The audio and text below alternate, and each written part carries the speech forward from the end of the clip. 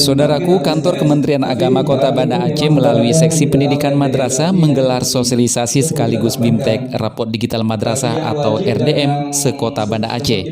Kegiatan yang diselenggarakan di Laboratorium Komputer Man 2 Banda Aceh ini dihadiri oleh seluruh operator madrasah dari tingkat Madrasah Ibtidaiyah, Madrasah Sanawiyah, dan Madrasah Aliyah, Kamis 9 September 2021.